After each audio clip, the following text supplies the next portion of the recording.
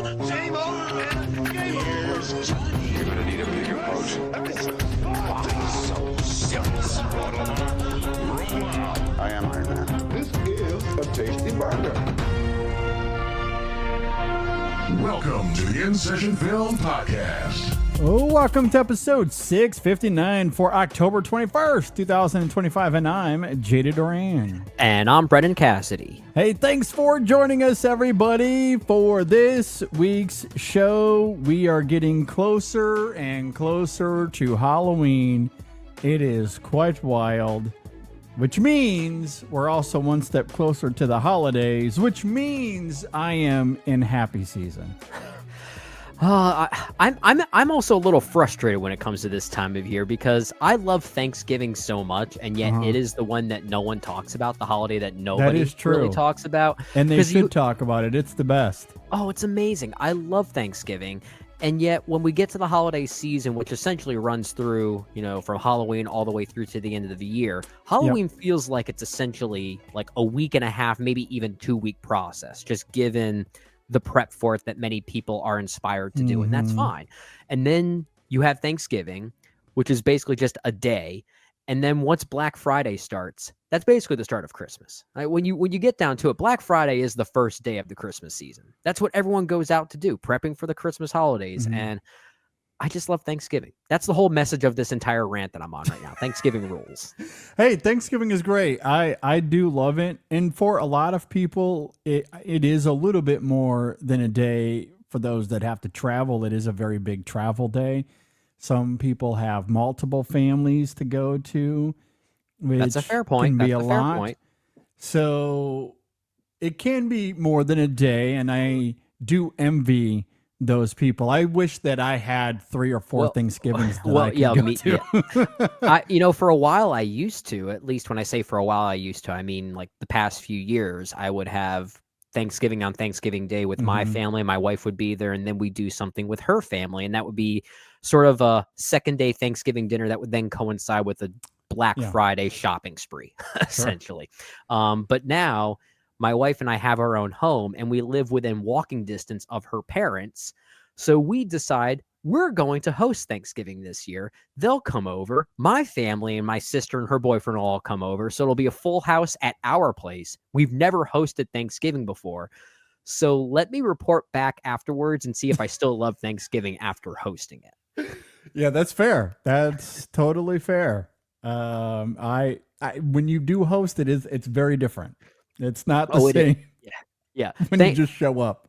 Thankfully, my wife loves throwing parties, so it helps that she is so good at it and loves doing it. So I can do my stuff that I'm good at by putting the football game on in the background. That'll be that'll be what I'm good at. And that's also what I love about Thanksgiving. I'm a foodie. That's part of it. I love all of the great food and dessert. But growing up in Michigan, Thanksgiving has always been associated with the Lions because they play on every Thanksgiving. So that's become part of the tradition as well. And for humor's sake, it's always been a lot of fun because they're the Lions and they always lion on Thanksgiving. So they inevitably lose in some terrible fashion, or they just get flatly blown out. And you sit there shaking your head, yelling at the TV. That's just part of the tradition. And if that doesn't happen until recent years, until recent years, so it's like you should fear for your life by this point. It's a complete break of tradition.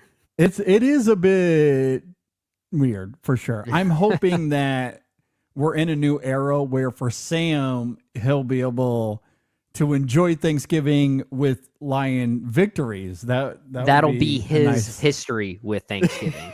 Exactly. So then when they start losing again in a few years, then it'll be like the complete opposite of what you're going through, a very different form of whiplash.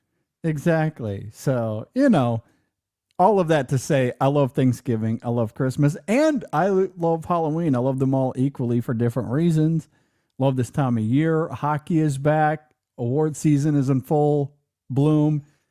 A lot to love about this time of year as far as I am concerned. What's the weather like in Florida for October, late October specifically? It's equivalent to July in Michigan. Ugh. Oh, in I'm the sorry. sense that it's warm, but it's like a cool 85 degrees. So you don't really get any of the traditional fall aesthetics that you can waft over, Oh, like no. the trees changing, No, the green to brown. That like you don't really Mm-mm. get that experience. Oh, that's unfortunate. No, but I do love my family for this because they understand that I get very homesick this time of year. Mm. So my sister has been sending me photos of the trees changing color. Okay.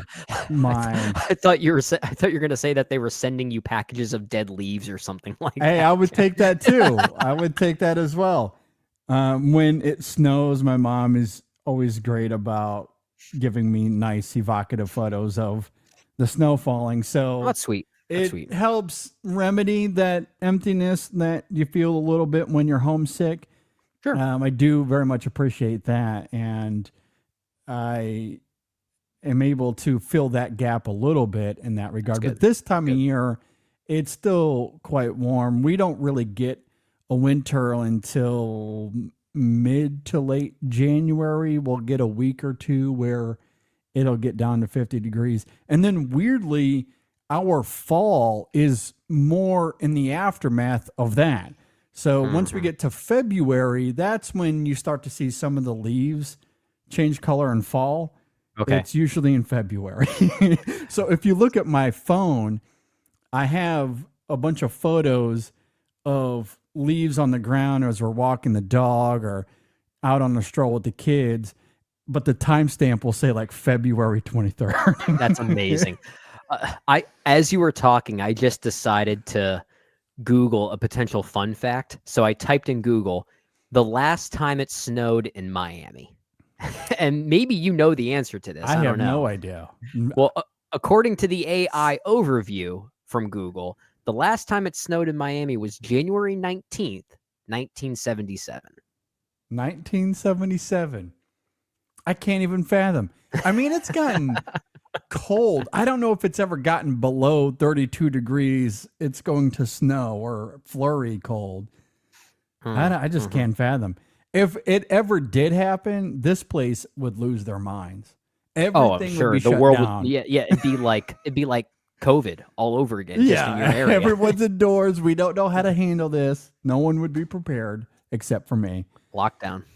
Yeah, it'd be very strange. Anyway, I do miss the fall aesthetic and the winter aesthetic, but I'm glad that I have people like Brendan in my life to remind me of its greatness. Hey, this was a great hangout, wasn't it? It was a great hangout, and that is a great transition. You're welcome. For this week's show. Because we are going to be talking about our top 5 hangout movies. Now, why are we doing that, you might say? Well, Richard Linklater has a new movie in theaters coming very soon. It is called Blue Moon. It stars Ethan Hawke, and those two love to make a great hangout movie. They've done it multiple times. Linklater himself, his entire filmography is centered around this idea in a lot of ways. Mm-hmm. And we thought, you know what, using Linklater as inspiration, let's talk about hangout movies, especially because this has been a genre, a type of movie that Brendan has championed forever on this show. You look at the top 10 movies of any given year that we do on this show, going back a decade now, there's inevitably one or two of those type of movies on his list. It's my favorite. It's my favorite subgenre. subgenre. It's my favorite subgenre, if you want to call it that. So this has been a list 10 years in the making. Something And that guess we've what? been excited for a while. Yeah, absolutely. And guess what? Looking at my list and all of my honorable mentions, this might not be the only time we do this top 5. I'm just going to say that. Yeah. It's a rich topic. It's a rich list to decipher here. So. Yeah, but it's also a topic, and we'll talk about this further when we actually get to the topic. It's also one that leaves a lot of room for flexibility. Like you can you can kind of manipulate certain films and argue that they are hangout movies in certain ways, even if they don't necessarily fit the classic definition of how they've been perceived over the years. It's kind of a moldable subgenre, which is why I think we can actually revisit this a few times over, actually. Yeah, I agree. There's several different ways to look at it. And I do think that eclectic perspective is going to be represented on my list. I'm sure it will be on yours as well. And I'm curious to dig into that. I even have one film on my list. I'll be curious to hear your thoughts if it even qualifies. But I think it does. We'll get to that in the back half of the show. To begin this week, outside of our seasonal segment we had to begin this week's show, let's talk about Star Wars. Everyone loves Star Wars. It has been quite the divisive topic over the last 10 years since The Last Jedi came out and completely disrupted Lucasfilm and Disney and the leadership handling this property. And there was a recent report that stated that Steven Soderbergh, the great Steven Soderbergh, had been working with Adam Driver to create a Ben Solo movie. A Ben Solo solo? A Ben Solo solo. That Disney said, no, absolutely not. We can't do it. We can't do it. Which I think is egregious. I think it's equivalent of a war crime. And Bob Iger should go to jail. Go to jail immediately, because this is one of the worst things when it comes to film. Anyway, I understand the real world is full of real problems. But when it comes to the world of film and Hollywood, this is one of the most egregious and disappointing things I have ever heard. I don't know. I love Steven Soderbergh. I love Adam Driver. I think they would have made a really interesting Ben Solo movie, or whatever they were going to do with this.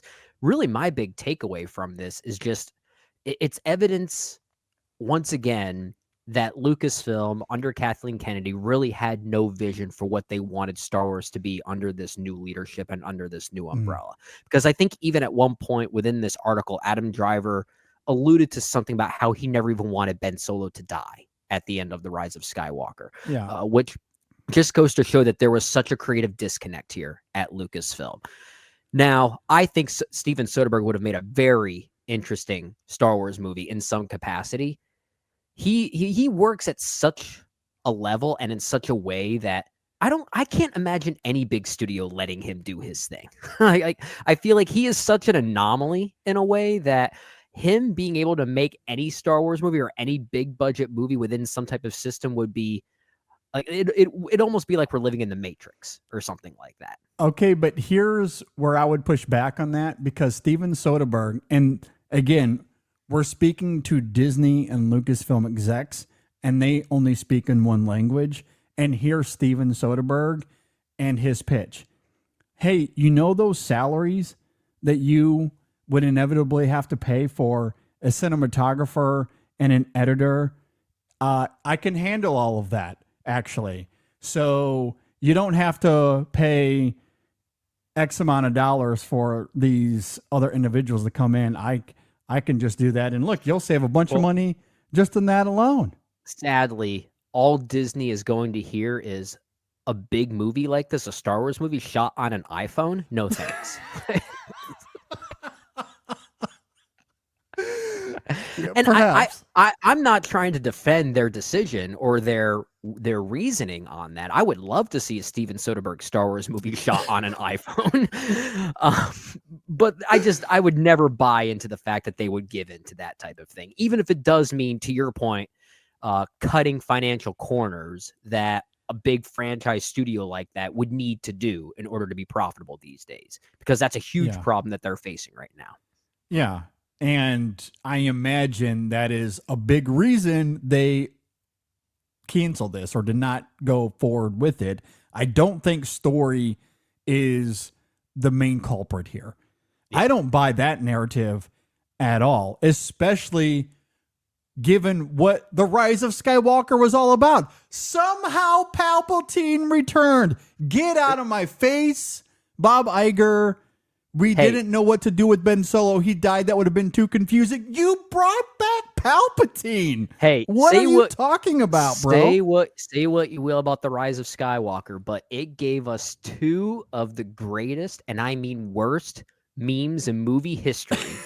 And that is somehow Palpatine returned, and I am the spy.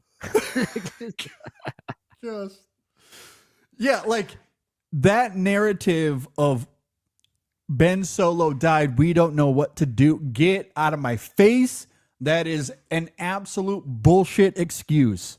You brought back Palpatine, not to mention, speaking of Solo, in the Solo movie, you brought into the film canon Maul. Now, Maul had come back in the animated show. He had been around in Star Wars lore for a while, and I understand that is separate from Disney Lucasfilm. It's separate from Bob Iger. Right. But you still brought that Disney Lucasfilm. You did bring that into the film canon. You did. Yeah. You decided to do that. Yeah. That was your choice. So Maul also exists in the film canon as well. On multiple occasions, characters that have quote unquote died have magically reappeared. So that excuse can miss me. Absolutely miss me. And also, you're talking about a collaboration between Steven Soderbergh and Adam Driver. Two of the very best working today, coming up with no doubt a home run story that he would have absolutely nailed if, to your point, Brennan, and this is a big if, you let Steven Soderbergh be Steven Soderbergh. And you let Adam Driver be Adam Driver. That is an absolute home run of a movie. Which, to that point, the last time that Disney / Lucasfilm let their creator do whatever he wanted, it was Rian Johnson. I mean, they basically just let him do whatever he wanted, and it sort of crash and burn the franchise in many ways. But to that point, they are not, they being Disney, they being Lucasfilm, they're not strangers to letting their creators do stuff. It's not until The Last Jedi came out that they were so apprehensive about that. I would love to have seen the idea of a Steven Soderbergh directed Star Wars movie on an iPhone, because that's how he shoots movies nowadays. That's wonky as hell, man. I would have loved to have really seen. Wonky. Now, I don't think Disney would have allowed that necessarily, but still, even with IMAX cameras, I still think Steven Soderbergh is one hell of a director, and he would have given us an elite Star Wars movie. Mm-hmm. And if you get out of his way, he has proven time and time again that he is one of the best storytellers out there, and he still knows how to handle a camera. He knows how to get great performances out of his actors. I do have a question here, though. Okay. Do we know when this was pitched? And that's a good important question. To another argument I have here. Yeah, that's a very good question. I don't know the answer to that, because I think depending on when it was pitched, the perspective completely shifts. Yeah, I think it does. And I think for multiple reasons, but the one that comes to mind, because we were just talking about letting filmmakers be filmmakers, and you're right, Rian Johnson is the catalyst for a lot of the uncertainty with Lucasfilm. Mm-hmm. But the reason I ask is because if this is something that happened in recent years, that argument can also miss me because of The Mandalorian. They have absolutely gotten out of the way of Filoni and that crew to, and speaking of Jon Favreau as well, like they have just let those guys do what they needed to do for that show. And that was not a cheap series to make either. Did they let the same thing happen with Tony Gilroy as well for Andor? Tony Gilroy? And look what happened with that. Yeah. Look what happened and with there's that. And isn't Andor the show with the more limited budget by comparison? Yes. And honestly, I think when you look at the other Star Wars shows on Disney Plus, there's probably an argument to be made they got out of the way there for worse. So they might be getting out of the way of the TV side of things, again, for better and for worse, depending on who you put there. And I'm not anti Filoni and Jon Favreau like a lot of other people are. I actually think the first 2 seasons of The Mandalorian are really great. The other shows, I don't completely hate Ahsoka, but I do understand much of the complaint there. It's not always fantastic. They've done some good things, but there's a lot about the Star Wars Disney Plus stuff that leaves a lot to be desired. Plenty to be desired, where Disney probably should have stepped in with some of the things going on there. And now they're putting this movie into theaters, and that's a whole other can of worms. So there's evidence to suggest that they have gotten out of the way. But maybe that's what made them nervous, is we have to get out of the way with Steven Soderbergh, and for whatever reason that made Bob Iger uncomfortable. But Soderbergh is one of the best. He would immediately be one of the best they've ever hired to direct a Star Wars movie. He is such an experimental filmmaker nowadays, this particular decade and even last decade, that I could understand Star Wars' apprehension to bring him on. Now, if this was the Steven Soderbergh of the early 2000s, I mean, the idea of him basically doing, let's say, I don't know, a Knights of Ren version of Ocean's 11, call it Ren's 11 or something like that, and make it a heist film, but with IMAX cameras. You basically have a recipe for success right there, but you got to stop, Brendan. You got to stop. I'm Because sorry. now my imagination is running rampant, and that sounds awesome. And now we'll never get that. And now I'm back to being mad. I'm sorry. Now I'm mad too. But at the same time, like if I can make you a little bit less mad, and this is not a knock on anything that I just said, but Steven Soderbergh doesn't really make movies like that anymore. He's making more experimental films that are about challenging the form. And at the time, Ocean's 11 was kind of doing that, but it was also still very big and accessible. It was still a blockbuster film. He's not really doing that as much anymore, which means... So you're saying instead of an Ocean's 11-esque Knights of Ren movie, we just get an experimental Knights of Ren movie? We get a what are we doing here? We get a black bag version of the Knights of Ren. Oh my gosh, yes. That's still incredible. I want all of that. That's a very different kind of thing. Oh my gosh. And again, Adam Driver, one of the very best actors working right now. Unbelievable run, regardless of I didn't see the dinosaur movie, so maybe we scrap that. But aside from that, and I don't know why he did that. Why did he do that movie? What was that, 65? Was that the movie? That's such a weird outlier in his filmography. Forgot But look, that even get your money. existed. He probably got paid a lot of money. Wasn't that made by the guys who wrote the Quiet Place movies? I don't know. I think it was. I honestly don't know. I think it was directed by them, like Scott All Beck I heard and- is that it was one of the worst things we've ever seen. Yeah, I didn't see it. I didn't see it. Either way, that aside, the man is on a generational run. Everything he does is fantastic. He probably should have 8 Oscars by now. He's one of the best, one of my absolute favorites. And I really love him as that character too. The Rise of Skywalker certainly did him dirty in a lot of ways, but he was fantastic as that character. And to see those two collaborate, they would have nailed it. They would have hit a home run. Hopefully it would have been financially successful, but even if it wasn't, that film would have been so good that it would have probably been profitable on the back end over time, through digital releases, Blu-rays, re-releases in theaters. That film eventually would have, at the very least, gotten to zero. Probably would have been profitable, because that film would have ruled. It would have been fantastic. And the fact that we'll never get it is deeply depressing to me. And I think it's unfortunate timing, going back to something you said earlier. And I do think that is absolutely the nucleus of all of this. The Ryan Johnson movie comes out. Yeah. It's obviously extremely polarizing.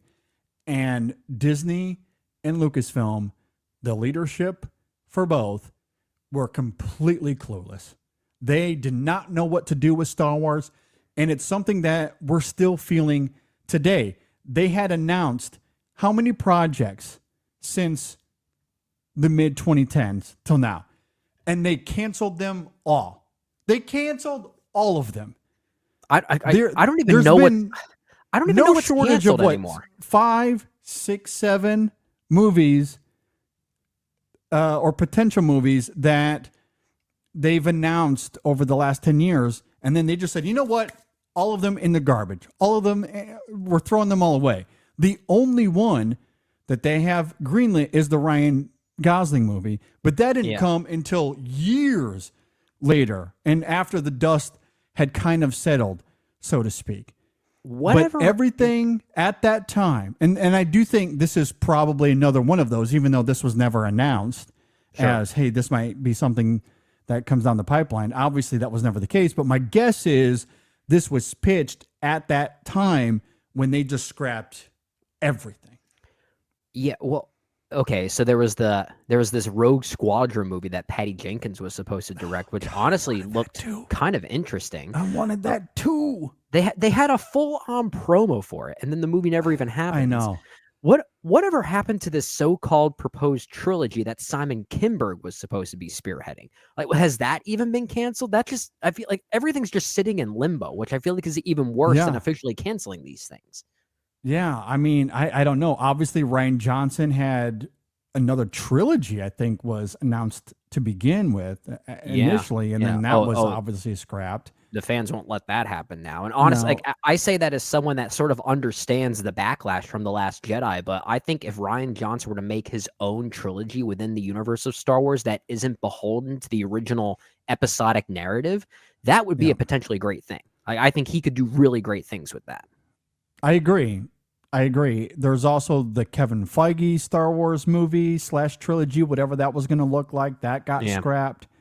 There's this James Mangold Star Wars movie that's just lingering out there, but this Dawn of the Jedi no information on it. Absolutely none whatsoever.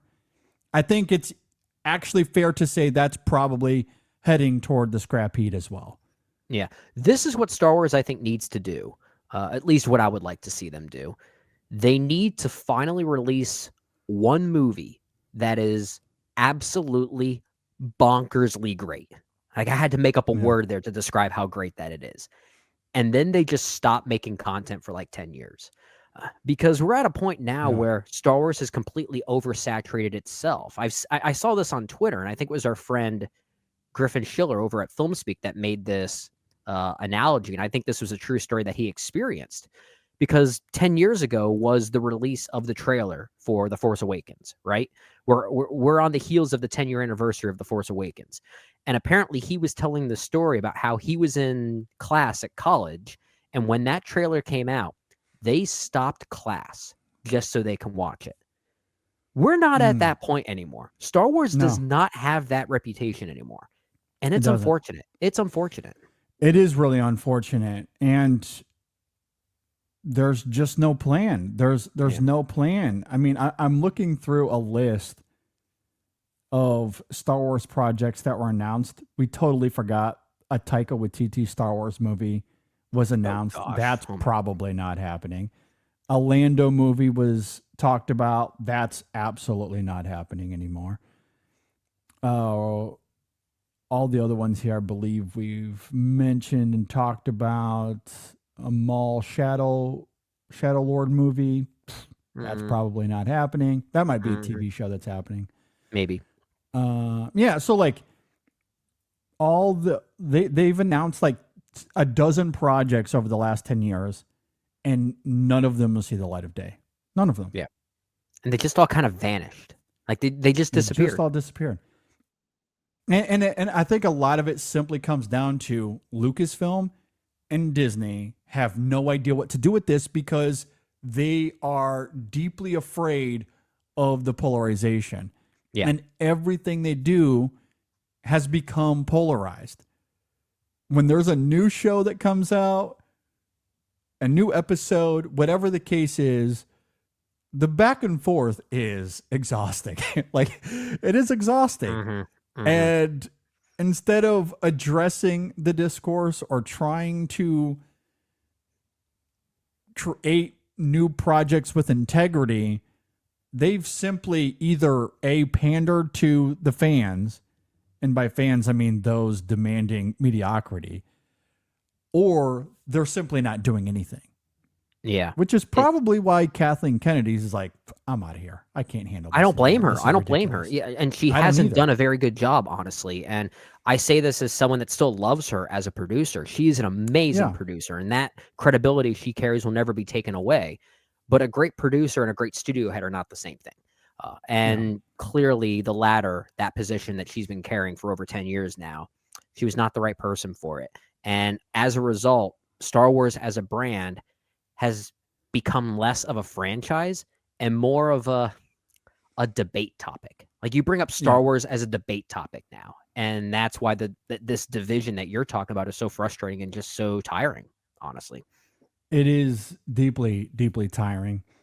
The only thing that has seemingly galvanized everybody is Andor. Yeah. That has to be the blueprint moving forward. That might be why they're slow with some of these things, because I wouldn't be surprised if they're studying the success of Andor, thinking to themselves, how can we replicate it in this way going forward? That's which what they have to usually do. Which usually means they'll still take the wrong lessons from it. Yeah, 100%. Like, but they have to figure out what the leadership is going to be over there. Kathleen Kennedy is on her way out. Do they even have a successor? I don't know. Maybe internally they've announced something. I don't trust Bob Iger to make the right decisions either. No. That franchise is just at a standstill. And I honestly, probably why it has been slow going. And I honestly think if they are going to announce some type of successor for Kathleen Kennedy sometime soon, I know there's a lot of talk and speculation about who that might be, and I don't want to spend too much time on that because we just don't know enough of the inner workings to be able to speculate that clearly. But I hope it's not either Jon Favreau or Dave Filoni or someone like that. I think they need kind of a more objective outsider's opinion to come in and reshape this thing. How funny would it be if it was George Lucas? God, I'm so tired of you guys. I'm coming back. Actually, I want to speak to that in just a second. I was going to jokingly say, how funny would it be if it was Steven Soderbergh, and that's why they don't make his movie. Yeah, that would be incredible as well. I have to say, JD, I would probably be pretty excited if it ends up being George Lucas. Oh my God, I would too. Are you kidding me? But like, he's not the one making the movies because just spearheading the direction. Because here's what I will say about George Lucas. I don't think he's always the best director. I actually have a lot of respect for his prequel trilogy because of the story that they told. I don't love them as much as movies, except for Revenge of the Sith. I actually think that's a pretty darn good Revenge movie. is pretty good. Yeah. But I think he has a great understanding of the concept of Star Wars and where it should go. And if he gets the right talent involved to actually write the scripts and direct the movies based on what he envisions them doing, I could see that being a good thing, honestly. Yeah. And you know where there's evidence of that? The original trilogy is evidence of that.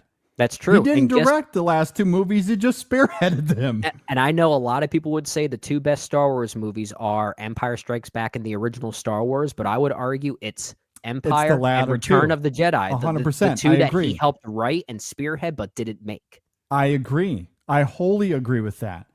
I think he would be fantastic as the spearheader and dictating and maintaining the vision, which is what he would be really great at. Yeah. And letting other people go make them. I agree.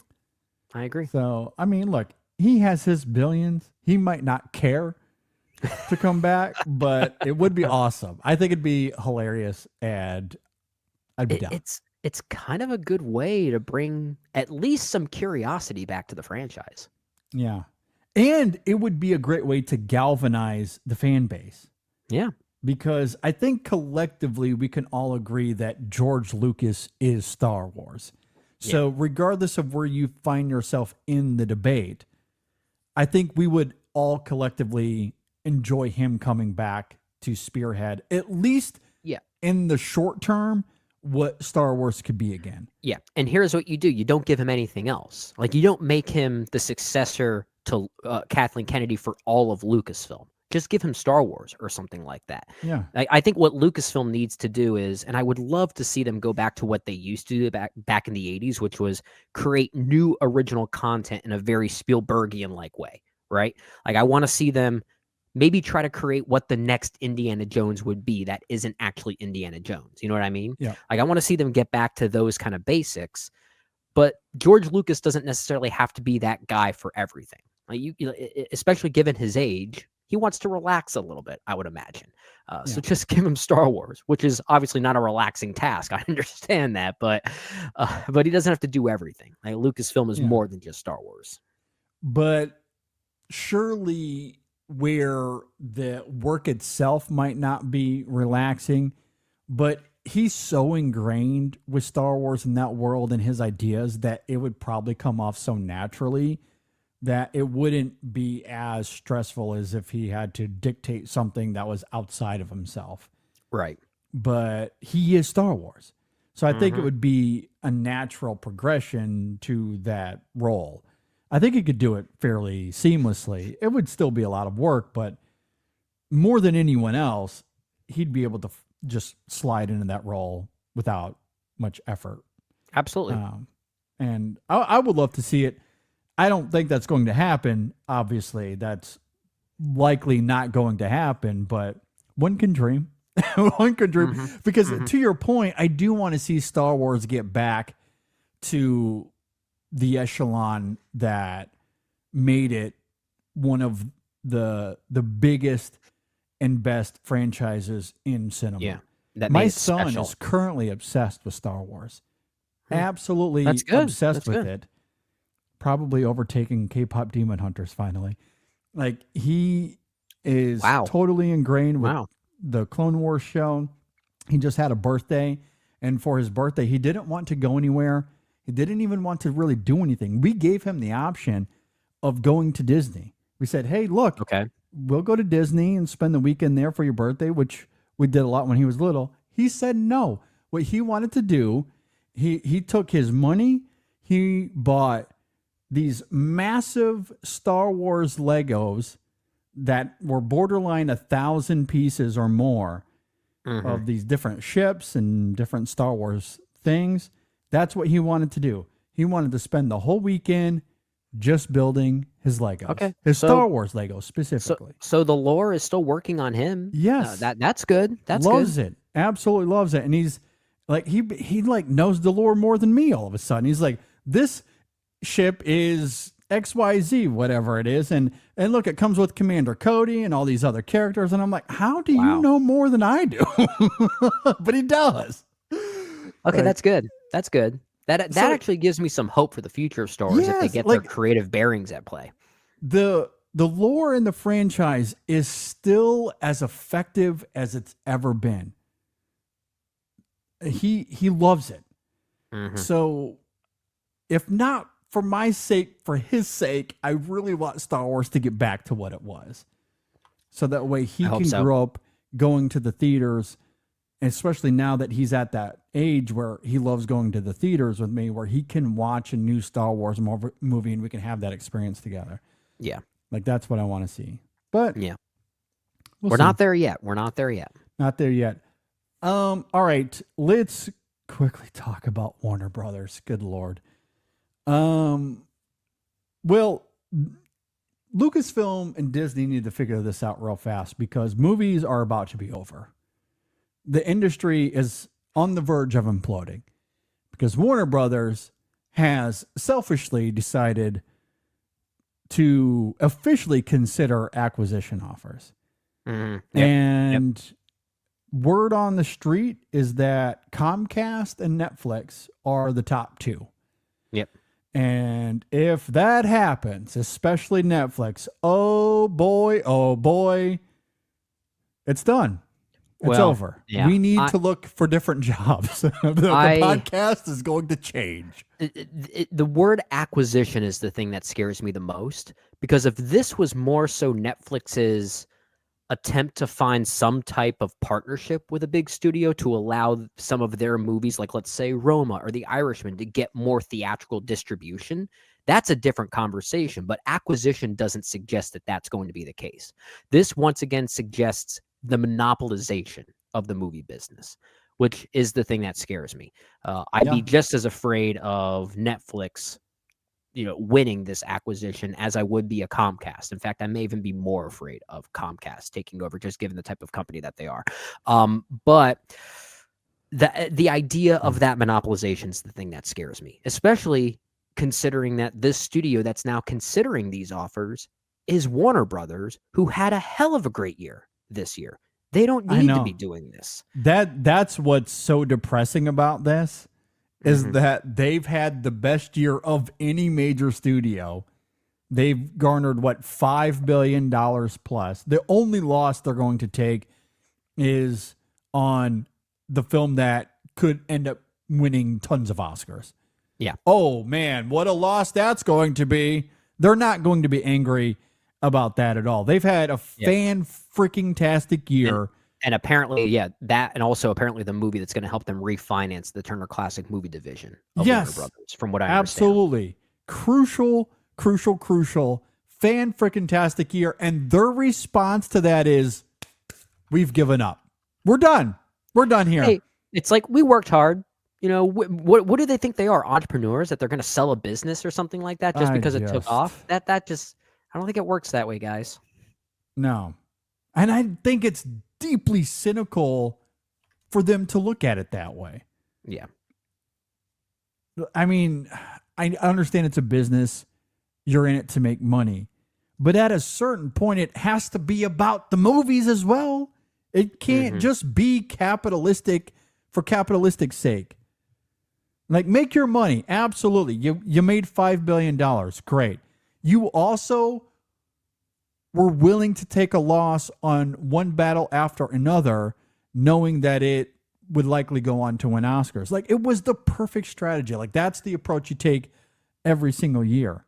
Now, hopefully, in theory, some of these so-called money makers, you put a little bit more effort into them artistically. Not that Minecraft has to be Citizen Kane, but it also doesn't have to be the worst movie of the year, which I think that it is. But that aside, look, you made your money. You made your money. Why on earth do you just have to be like, okay, let's sell it while we're at the very tippy top here, because apparently we have no confidence that we can replicate this. Well, just try. I mean, like the competition between these studios that actually have theatrical competition specifically, that's a good thing. I think that's a good thing. There is a such thing as healthy business competition.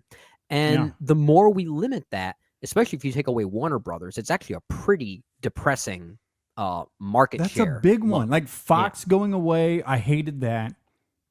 Warner Brothers now going to be scooped up. That leaves you with two major studios, three if you want to include Netflix. Yeah, and the majority of them, like those three that you mentioned, Netflix and Disney specifically, financially speaking, not making hits at the box office, at least movies that are making their money back. They're not doing it. They're not succeeding in that regard. Netflix just spent, how much money was it for The Electric State? Like $300-some million? Ridiculous amount, yeah. Like all that's left are these studios that don't know how to budget their movies accordingly. Like, that's a scary thought to me. Yeah, no, I mean, it is deeply depressing. No, I completely agree. And I don't know where the industry is going to go if it's dwindled down to two major studios, again, three if you want to include Netflix. And to be perfectly honest, I still don't know how Sony is surviving. Like, it feels like everything they do loses money. Forgot they were even a thing, honestly.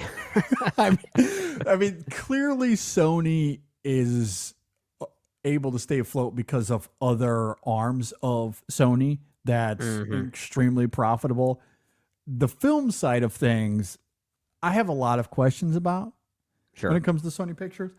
But the fact that they're still alive, the fact that it's still floating is kind of funny, all things considered. But that's all you have left. Yeah. Yeah. So, man, the competition is going to be quite slim.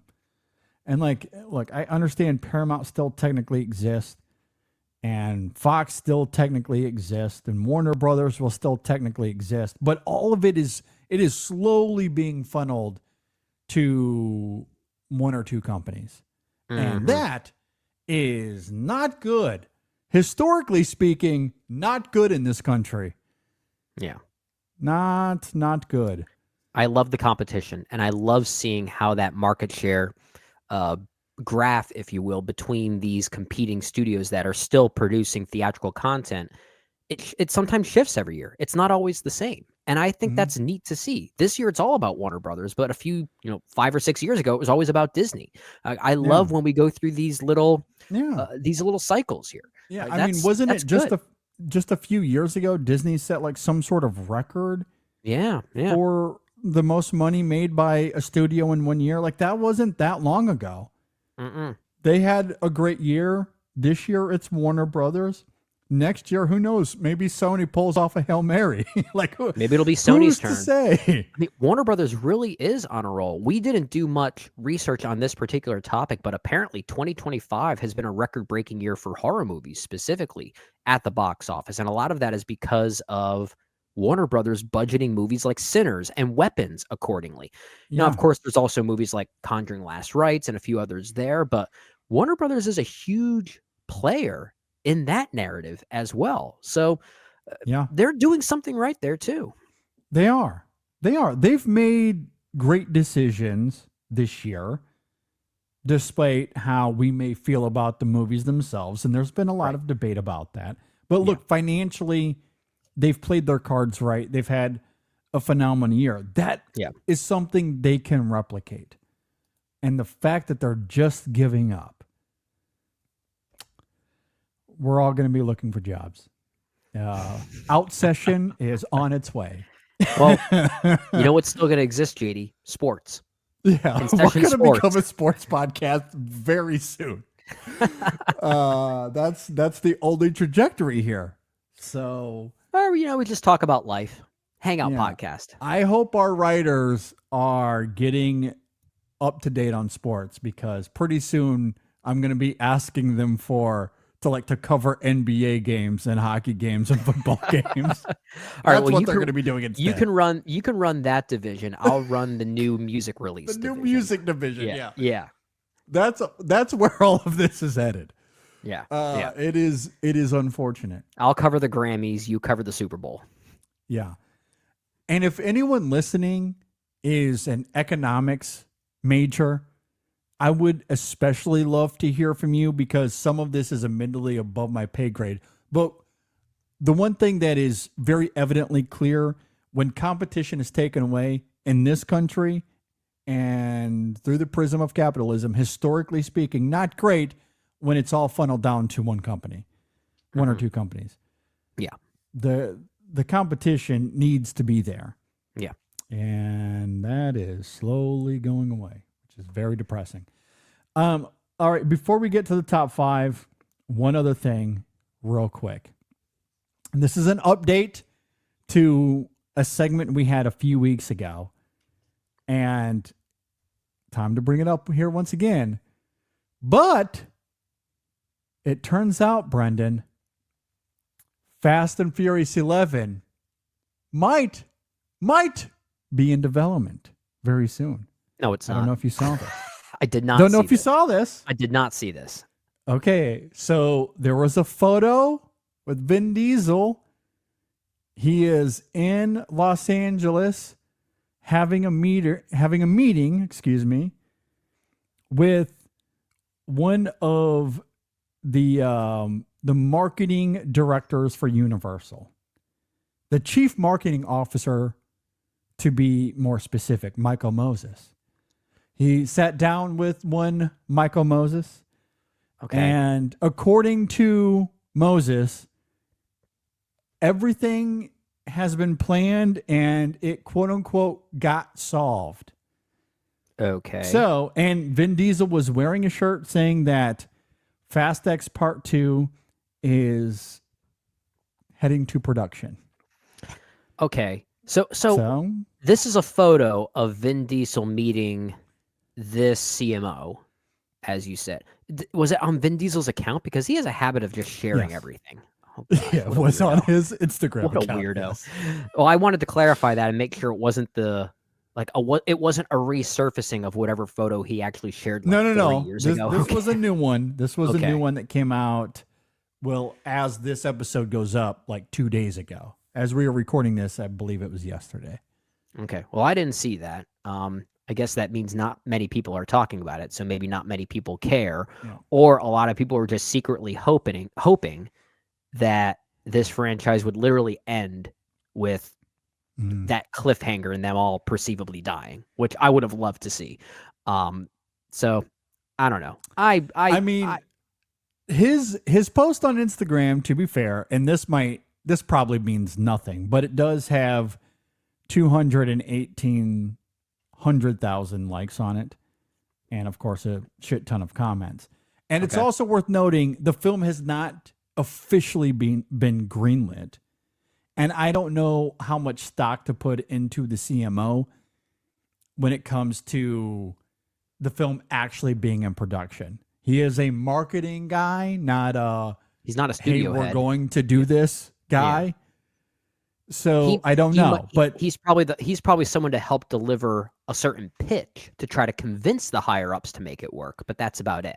Yeah. So that's how I kind of interpret this, and it's honestly a little bit similar to the Star Wars discussion we had a moment ago. Because the one thing about the Adam Driver, Steven Soderbergh thing that we didn't really mention is that information leaked.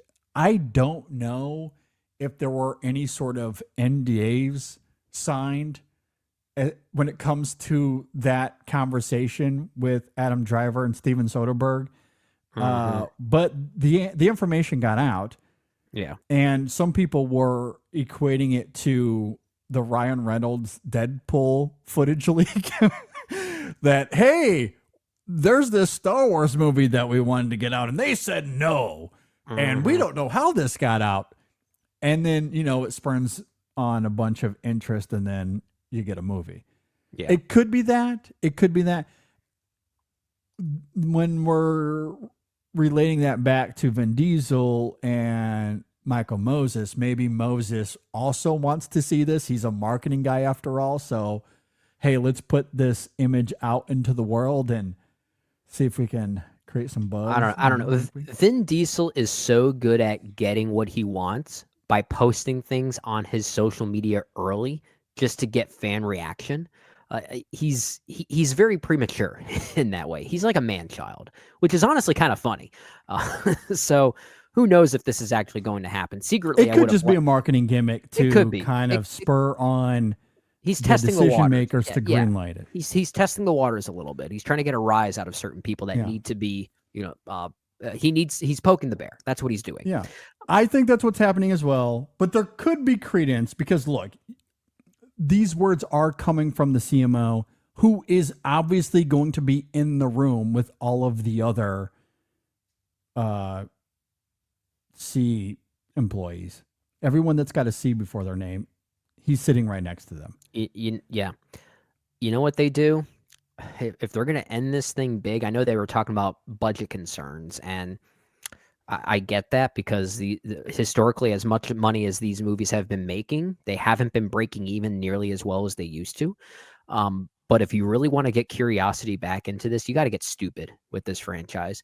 You got to finally end it with a crossover between Fast and Furious and Jurassic Park.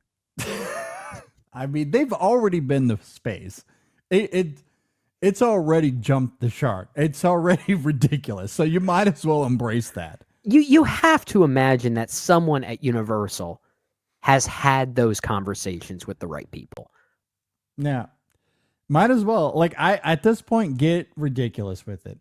Or to Vin Diesel's perspective, his argument, the way you cut cost here is that you just go back to the streets and you kind of make it like the first Fast and Furious movie. Oh yeah, they're selling DVD players again.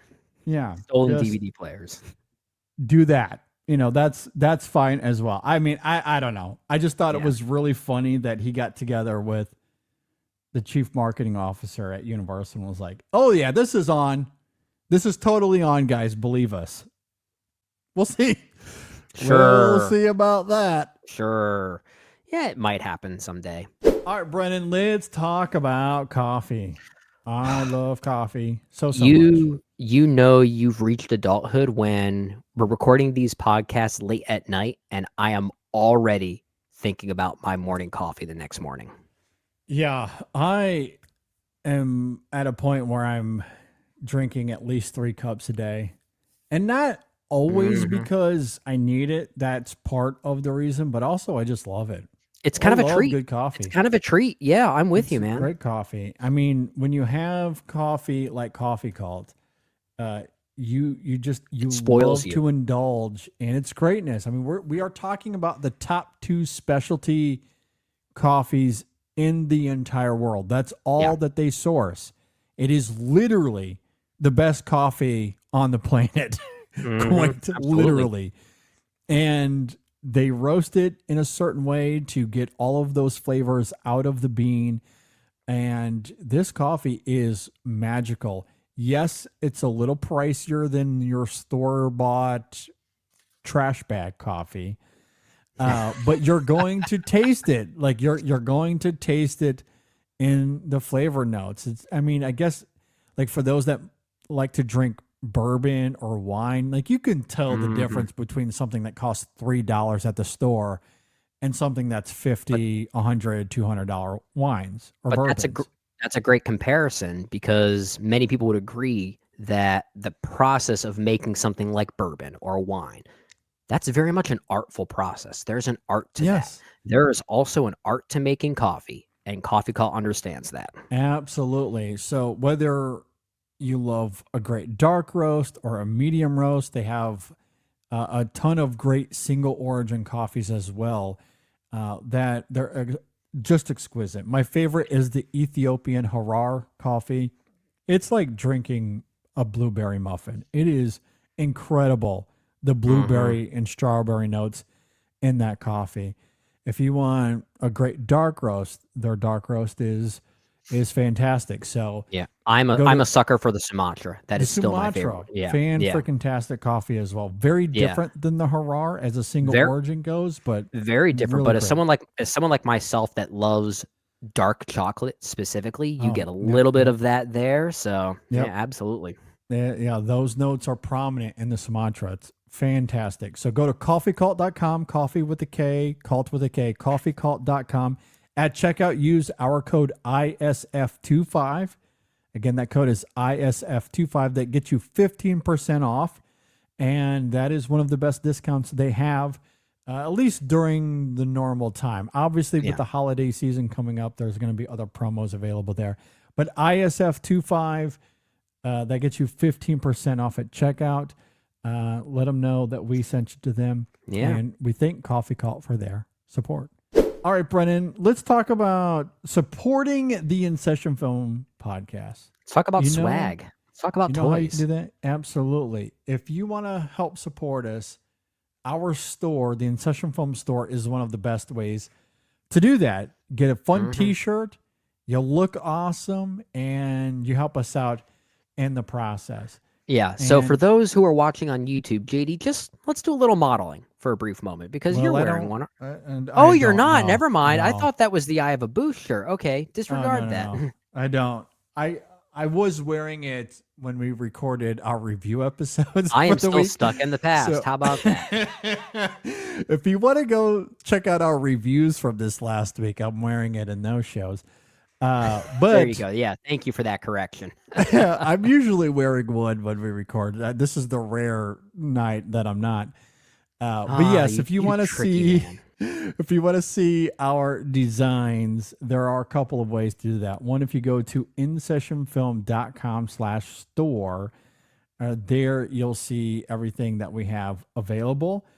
All the designs. We got our logo. We got Women in Session, Chasing the Gold. We have an Arrival shirt. We have The Substance. We got La La Land and Moonlight, that whole debacle. We got a t-shirt around that. I Could Use a Boost, as Brendan just mentioned. That's one of our newest designs. So you can go and check that out, InSessionFilm.com/store, or you can go directly to the source that host all of our designs, and that's through Dashery. So if you go to InSessionFilm.dashery.com, there you will see our store. It's all run through TeePublic, and they do a really great job. So again, InSessionFilm.dashery.com. There you'll see all the designs. We have a new Sinners design from earlier in the year. Film Score Junkie, that's one of my favorite t-shirts. I don't know if I've ever mentioned this on the show, but during one of Sam's swim meets, I was wearing my Film Score Junkie shirt, and I actually had someone approach me, another dad. That's cool. Approach me about it and asked me about film scores. That's amazing. Oh, that's cute. So the shirt's doing its job. Doing its job. So there's a lot of great designs up there. Again, InSessionFilm.dashery.com. You'll see the designs. Click on the design that you want. Then you can click on the color of t-shirt that you want, the size, all that sort of stuff. It's very streamlined, and they do a great job. So be sure to go and check that out. And when you buy a t-shirt, you're helping support this show. So we really, really do appreciate those that are doing that. So again, InSessionFilm.com/store, InSessionFilm.dashery.com. Either way, go check that out. And we thank you for your support. All right. With all of that said, let's transition to our top 5 this week. We're talking about Hangout Movies, again inspired by the great Richard Linklater and Ethan Hawke. They love to make a good Hangout movie. There have been plenty of great Hangout movies over the years. So as we get into this, Brendan, as always, did you have any sort of criteria coming into this? I really don't know. This was the most exciting topic for us to talk about, I think, which ultimately makes it the hardest. And from a criteria standpoint, I just don't know. I am dead serious when I say that we can do this topic a few times over, and there's enough room to do that. I will say this, I guess, for my criteria right now, my list is very loose, Judy. This could change mid-conversation.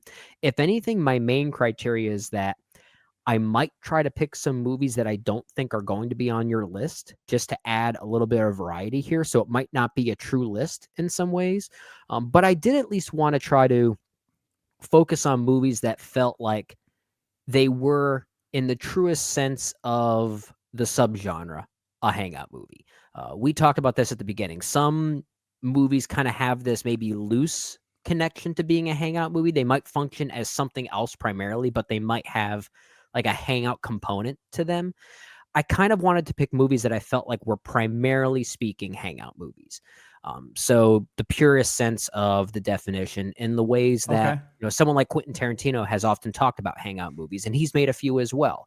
He has talked about how these are movies that prioritize character and conversation over plot. I don't know if those were his exact words. I don't have the quote in front of me, but I know he was interviewed about Hangout movies where he talked about his favorites of the subgenre.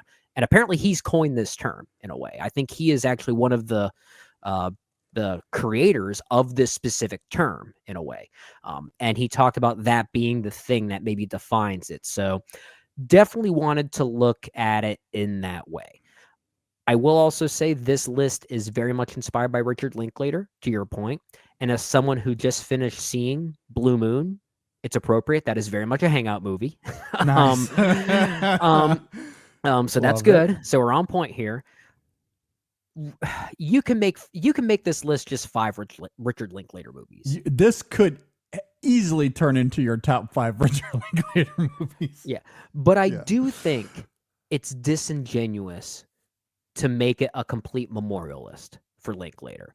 So I'm limiting it to one of his films, but the rest will be up for grabs for anything else. So that's really my big criteria there.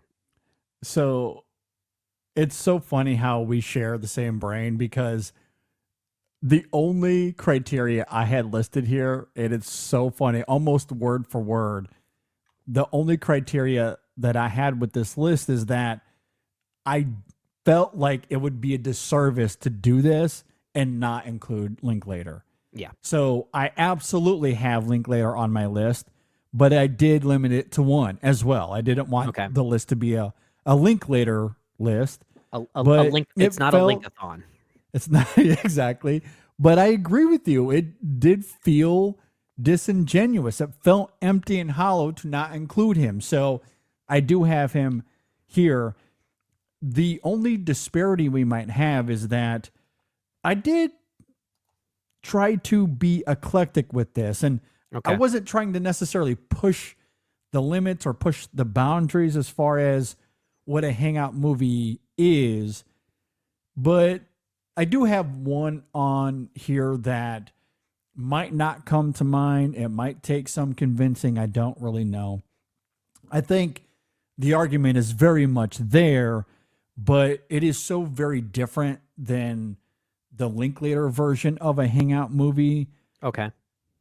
That it like on an initial thought, it felt like maybe I was pushing the limit a little bit, but I'll be curious to hear your thoughts on that when that time comes. But generally, I agree with you. I wasn't trying to stretch this necessarily. I wasn't trying to be overly clever with this. And, you know, because there are so many great movies that already fall under this umbrella, I didn't want to overthink it, if that makes sense. That makes sense. Yeah. And I didn't overthink it either, but at the same time, I at least wanted a few picks in my top 5 that maybe aren't necessarily surprises, but ones where our listeners might think, oh yeah, that is a Hangout movie. I didn't think about that. Yeah. And to something you said earlier, this is far from being a true list for me. I wanted to have some fun with this. So I went with 5 very different movies. Some of these would not land on a true list if we were doing this and from that vein.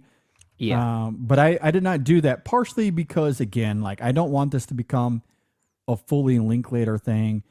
Some of the films that absolutely qualify here that I would consider to be, honestly, some of the best films ever made, I left them off purposefully because we've talked about them before in various ways. So yeah, outside of my Linklater pick, I went with 4 movies that I have not really talked about in a long time or ever on a list before. Yeah. So that's mostly my approach here. I would agree with that. With that said, what do you got at number 5? Well, I think it's appropriate. We started this whole episode talking about that whole Star Wars topic. I'm going to go back to that maybe a few times. I won't say why, but I'll start with one of the reasons why, because you mentioned Adam Driver, and he is the subject of my number 5 pick. And many filmmakers are known for crafting Hangout movies. We already mentioned Richard Linklater. We already mentioned Steven Soderbergh. What about Jim Jarmusch? It came to mind as well. Yeah. So 2016's 2016's Patterson is my number 5. I love it. A movie where Adam Driver plays, obviously, a man named Patterson. He is a New Jersey Transit driver in the city of Patterson. And every day is the same pattern. He's a poet. He drives this transit. He listens to everyone have their conversations. He sits at a bar, and the day repeats. He shares his poems with his wife. Apparently, we also find out that he has a bit of a military experience, which leads to a very specific confrontation at a bar, which shows how protective and instinctual that he is. I love the simplicity of this movie. And honestly, to this day, it might be my favorite Adam Driver performance. Oh, it's so good. And I think in a way, a lot of people I think this movie's kind of been forgotten. I don't think a lot of people talk about this movie. I haven't forgotten it. I love this movie. You're also among the wise, so you're one of the good people. You're one of the good people. But I love how this is a movie all about observation. Hangout movies are very much about that very thing. And this is a man who writes down his observations in literally a poetic way, because life itself can be a very poetic thing if you're willing to listen to what's around you. And that is, in some ways, this movie's kind of the thematic thesis of what a Hangout movie could be. Yeah. And I felt like we needed to acknowledge that. And I think it's a movie that's kind of forgotten, a little bit under the radar. So if you haven't seen Patterson and you're at least familiar with the work of Jim Jarmusch, this is a very different film for him. But it's a very sweet film for him, a very tender film, and I very much recommend it. It's really good. Patterson is quintessentially why we do our award show a few weeks into January, so that way we have time to see everything that we want to, because that film came out after we had done our award show for 2016, and it was a bummer. Disrupted everything, because that film would have been nominated several different times for various categories. It would have made my top 10 of that year, or top 15 at the very least, but probably top 10. And that award show would have been very, very different had we had the opportunity to see Patterson beforehand. And we didn't. So even though we extended into January, that one still came out later than we had hoped for. But that's exactly why we tried to give ourselves as much space as we can, because that film absolutely rules. Was one of the best films of that year, and just another great reminder of why I love movies about beauty in the mundane. Yep. And that film is so exquisite and all of that. I love it. I completely agree. Great pick. I love it. I love it a lot. All right. My number 5. This is a very exciting pick for me, because we launched InSession Film in 2013. That was our first year doing this. And so I hold a lot of those films close to my chest for nostalgic sake, that first year glow that you have when you start a new project. Sure. And this is a film that didn't end up in my top 20 or anything like that, but it's one of those little hidden gems that you don't have any sort of expectations for, but you fall in love with. And that was the case with me in regards to Joe Swanberg's Drinking Buddies. I have that on my list. I'm so glad this is being talked about. That is so funny. And when I say on my list, it's an honorable mention of mine. It's not in my top 5, but it is one I did think about. I freaking love this movie. I absolutely adore it. It is quintessential Hangout. It's really just a bunch of friends getting together, hanging out, and you'll never guess this. They drink a lot. They just talk about their feelings. They flirt. Wow. Spoiler. Yeah, I know. Sorry to get a little bit too crazy there with the plot, but it's a Joe Swanberg movie, so there really isn't much of a script. They obviously improvise along the way, but there's something about that unscripted dialogue and the lived-in performances that are born out of that make the hangoutiness of that movie feel all the more authentic and real. And it's so fun. It's a joy to watch and lively in every single way. It's really antithetical to Patterson in the sense that Patterson is deeply rich and nuanced in its themes and ideas and its characterization. Both are movies. Doesn't care about any of that. Not that it's hollow or thin. I don't think it's that either, but it's just going for a very different vibe. It really is just about these characters getting together and hang out and drink beer and experience emotional honesty through inaction is maybe the best way to articulate it. And I love it. Olivia Wilde and Jake Johnson they're very good in it. Very good. Very, very good. Yeah, both of these movies are movies where nothing much happens, if at all, but there is a different sensation that they give off, because you're right. Yeah. Patterson, by comparison, is a bit of a heavier movie. It deals with it deals with its circumstances in more serious ways. There's an arduousness to that movie, Yeah. a poeticism, quite literally, to that movie. Whereas Drinking Buddies is, as the title suggests, it's embracing the looseness of what these types of movies could be, Yeah. Which I appreciate. You know, Joe Swanberg has made some pretty interesting movies, and from what I see here, he hasn't directed anything since 2020, if I'm not mistaken. Was that the Jake Johnson gambling movie? Maybe. What was it? Build the Wall? Oh no, that's not what I'm thinking of. There was a movie called Win It All in 2017. Oh, I think that's what I'm thinking of. That was 2017. Oh wow. That was. And 2 years before that was Digging for Fire, and then there was Happy Christmas. Yeah, Happy I Christmas remember is all also those pretty movies. good. Yeah. Yeah, he Those was busy there for a moment. Those movies all came out before 2020. Yeah. I mean, I could understand why he was finding having challenges finding finances for his movies, because Apparently they don't make money. They don't make money. You know, those are just weird experimental mumblecore movies. Win It All, though, I think is really good, and that's on Netflix, but it might not have, probably wasn't a big hit for Netflix, which is probably why he hasn't been able to go back there. So I don't know. Mm-hmm. I don't know. Yeah, I don't know either. But Drinking Buddies absolutely rules. I think that's by far his best film. Maybe. And I deeply love it. Yeah, I like it a lot. Maybe. All right. What do you got at number 4? Number 4. I'm tossing and turning between two films here.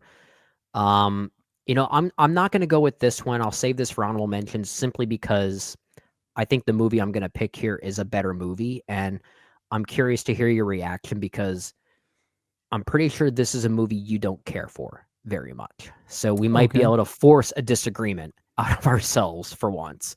I think it's appropriate, like I mentioned earlier, that we started this entire episode off talking about that whole Star Wars topic because of the Adam Driver of it all.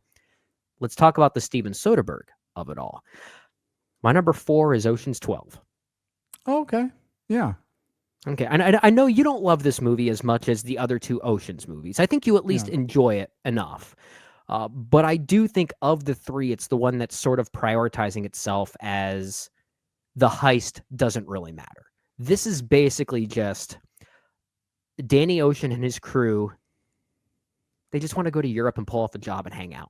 That's basically what the movie is. And the reason why I have this so high is sort of the French new waviness of it, and the fact that Steven Soderbergh was able to get away with this type of film for such a big sequel, and how hyped up it was at the time. And it pissed off a lot of moviegoers in the process. And I was one of those moviegoers when I first saw this back in 2004. But I've come to love it as a very deliberately lackadaisical Euro heist movie about these classy male thieves who simply pull off these jobs because they like it. They just simply like it. They see this as an excuse to, all right, let's make a vacation out of it. Maybe we'll get some golden egg out of it. I don't know. I kind of like the brazenness of Steven Soderbergh to tackle this type of movie within a franchise that is really not asking for that. So I love that about it. I think this movie is severely underrated. I think it's quite great. So this pick, at the very least, alleviates any concerns I have about the film I mentioned earlier that was somewhat borderline. Okay. So that won't necessarily be a talking point as we move forward. So that's interesting. So basically, I have no right to push back on whatever film you're talking about now. I don't think so. Not from the perspective that I was concerned with, at the very least. Maybe you'll disagree with the pick, although if I remember correctly, you are a fan of that movie. But either way, as far as whether it qualifies or not, I think that's out the window at this point. Ocean's 12, I guess really my only pushback here is I don't know if I would qualify this as a hangout movie per se, just because there's a lot of plot going on here and there's a lot of twists and turns, as you would expect in an Ocean's movie. But you do make a great point, especially comparatively to the other two movies. This is Mhm. much more loosey goosey than Yeah, 11 and 13. yeah, and I don't disagree that the movie does have a lot of plot to it. Uh, I do feel like the excessive plot here and all of the machinations of all of that is kind of part of the joke. I think in a way it's playing into the hangoutiness of it because these characters are purposely putting themselves in these situations simply because they have fun doing it. Mm. I think if anything, the plot is sort of a disguise for like the plot is basically their version of hanging out. What Yeah. we're doing here. I kind of see it in that way. So it's kind of a facade. That's at least my Yeah. argument for it. Okay. I mean, that's a fair argument. I don't know if I fully agree, but I do think that's a compelling argument for sure. And I do think that the machinations are a part of the joke. And I think fundamentally, as a meta self-awareness Oh yeah. aspect to the film, that I can appreciate. And I think it's what makes Ocean's 12 interesting on its own terms. Mhm. But it is ultimately why I also find it confounding if you're looking at it through the prism of a trilogy. It's a And very that's strange ultimately middle the chapter. duality It's I a have with strange it. middle chapter. I love that it does Yeah. that, but yeah, if you're looking for continuity and how it works as a trilogy, you're not going to find that here at all. No, the film actively works against itself as a trilogy. Oh, sure. And I think that's, again, why it's a double-edged sword. But if you just look at it through the prism of its own accord in a vacuum, then yeah, I can appreciate it more from that perspective. But the film, like, it does function within the confines of an actual trilogy, and the third film does very much play off of what we see in Ocean's 12. So I don't think it can fully live in a vacuum. And I think that's kind of, again, why it's a duality for me. I think that's fair. I've always just responded to the way that this movie was made because it kind of feels like how Adam Sandler makes his broad comedies these days with his buddies. Let's just go to some foreign country that's kind of it. and hang out. And Steven Soderbergh basically did the most expensive, classiest version of that. Yeah. I think that's just For sure. fascinating. Yeah, good stuff. All right, number 4 for me. And this is a bit of a cheat, but I'm simply rolling with it here because all of the movies that fall in line with this series more or less act the same. So I am simply going here with the Trip series. Oh, interesting. Okay.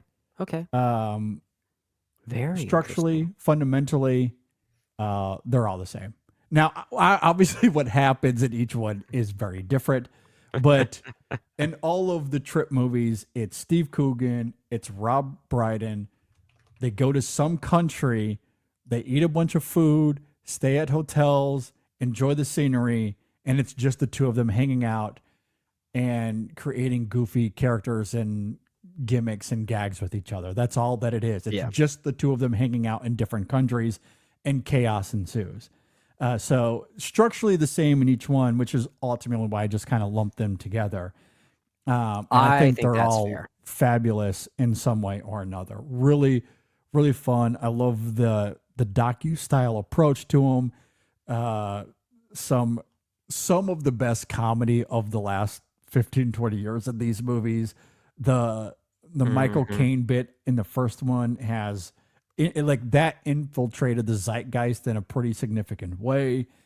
I do wish the others that followed had done the same because I actually think this is a series that gets better as it goes, as much as I love that first one. But as a hangout experience goes, we have 3, 4 of these movies. I think there's 4 of them, if I'm not mistaken. 4. Yeah. So there's the trip to Spain. That's the third one. The trip to Italy is the second one. Then the trip to Spain, and then the trip to Greece. Yeah. So there's 4, if I'm not mistaken. Which I also really loved, and yeah, I love how each one tries to take a different angle with it. But ultimately, it's just those two hanging out. And regardless of where it ends up or what the characters experience and go through, It's so much fun. So much fun, and I love it a lot. So my number 4 here. That's a very inspired pick. I think the third one, The Trip to Spain, is my favorite of the three, primarily because it concludes in a very dark way, which I did not expect. And of course, we get another movie after that that sort of, I guess, takes away some of the tension by revealing what actually happens with that darkness. But you're right that each movie sort of has its own kind of identity, despite all coming from the same team and the same mind. I appreciate that about these movies. Yeah, and I think what's great about Spain, and again, it's a little bit of what we just said with Oceans, like in a vacuum. Because I agree with you. I love its weirdness. I love how it ends in this dark, mysterious way. Yeah. And even though, to your point, the trip to Greece somewhat undermines that a little bit, I think what I love about the trip to Greece is that it ultimately becomes this exercise in melancholy by the end, which is also a fascinating contrast to these films acting as a documentary style comedy hangout thing. But so, yeah, I mean, each one does kind of surprise or kind of be beneath the gimmick in some sort of way. So they're not wholly redundant, but as far as the hangout element of it, which is obviously the nucleus of our conversation here, each one in this series, the gags, the characters, the accents that they ultimately do, it's some of the funniest great impressions that I've seen. Yeah. Great impressions. I mean, there are even articles written about these movies that rank the celebrity impressions. That's how great that they are. It's just so good. Yeah, I love it. So yeah, my number 4 here. That's a good pick. Very inspired pick. All right, what do you got at number 3? Number 3, I'm going all the way back to the year 1969, a movie I almost selected when we talked about best movie soundtracks. I'm going with Dennis Hopper's Easy Rider for my number 3. Oh, nice. Yeah, this is a great honorable mention. Yeah. We reviewed this some time ago on the podcast, I think. I think we had our editor-in-chief, Dave Giannini, on for that. And at that time, I don't even think he was editor-in-chief yet. I think he was just a guest on the podcast. Was this a COVID review? It might have been. Was it 2020? Might have been like mid-COVID, I think. It may have been. I don't know. For all we know, it could be earlier than that. I think time is just a weird, fickle thing now. Yeah. I think what I love about this movie is, I mean, yes, it's a hangout movie, but it's one of those hangout movies that actually dissects American life in a very interesting way. And I think it did so in such an interesting way all the way back in 1969, and yet still feels weirdly relevant today. The way it examines what is essentially a story about cultural ignorance, I think is very, very topical. We just see it now in a very different way. Maybe the sociopolitical landscape has changed, but back in the late 60s, these individuals, these bikers, if you will, were sort of judged in the way that we might judge a different demographic nowadays. Peter Fonda and Dennis Hopper specifically, and then Jack Nicholson as he becomes intertwined within this narrative. What Wyatt and Billy experience and what they learn about the way that the American ideal is working at this time, it's kind of devastating stuff. And I think because of that, this is a hangout movie that examines a culture, but also has aged so gracefully because of that. And I think it's also a very compelling movie with a great soundtrack as well. So as a movie, it's great. As a hangout movie, it's even greater. And as an examination on American ignorance, I think it's even better today than maybe it was back then. No, I completely agree. I think what's great about Easy Rider is that it evokes this free spirit and sense of community, which through the lens of a hangout movie, there's a lot of appeal there, but it's also a movie about unity. Yeah. And I think that idea, there's something about it, as simple as it is, through the lens of 2025 that I just find all the more comforting, weirdly, despite where that film goes. But like as a hangout movie, I do love how the film examines that idea of finding a common place, which you just don't see anymore. I mean, we just talked about it with Star Wars. There's none of that in the Star Wars. There's no commonality. In fact, the ending of this movie, Easy Rider specifically, kind of emblematic of the Star Wars fan base nowadays, in a way. Yeah. Sad. I agree. No, I agree. Yeah, that's a really great pick. And like I said, a very good honorable mention for me as well. Good stuff. All right. My number 3, I'm going to Federico Fellini's La Dolce Vita. Ooh, hell yeah. And I love this movie. And this is kind of the antithetical Linklater Hangout movie, where Linklater's movies, you love the characters. They're a lot more cozy and warm. And La Dolce Vita is like sitting on a cold bench. Like, it's built on the same architecture as Linklater's Hangout movies, but what we see in this film are characters drifting through conversation and nightlife and experiencing existential dread and alienation. And I do find that fascinating, as bleak as that sounds. Like, through the context of Fellini's filmmaking and what he's examining in that film as this observation into a moral reckoning. I love the long nights, the flowing conversations that kind of dig beneath the veneer of these characters as they just simply drift. Like, none of what we see in the film is about bonding. It's not about, being in some sort of social dynamic. What the characters in that film are essentially doing is finding distraction, finding denial, and searching for something that's hollow. And again, like, I love that as an antithesis to Linklater, who is, as we noted, the inspiration for this. Yeah. But it's very much a Hangout movie in that sense. It's kind of more, it has this haunting feeling to it, but very much a Hangout movie in that regard. And I do really love it. I think it's a great film that we've talked about here on the show some years ago now, but it's certainly not an easy watch by any stretch of the imagination. But I think, given what Fellini's trying to do, it's experimentation, it's narrative structure, the way he renders those characters, I find them all quite tantalizing. And so it's my number 3 here. I think out of all of Fellini's films, this is the one that probably most qualifies as a Hangout movie. So I do think that it is a very inspired pick. It's actually not my favorite Fellini film. I prefer movies like La Strada and 8.5, obviously.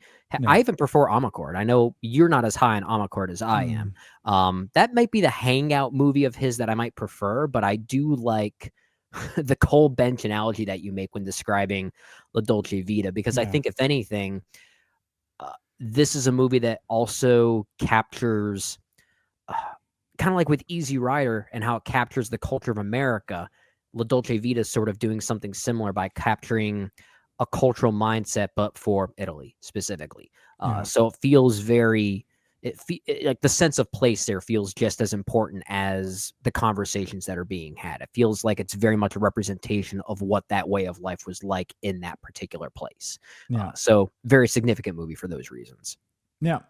Deeply love it. And I would agree. I don't think that it's my favorite Fellini film, but I think it is one of his best, though.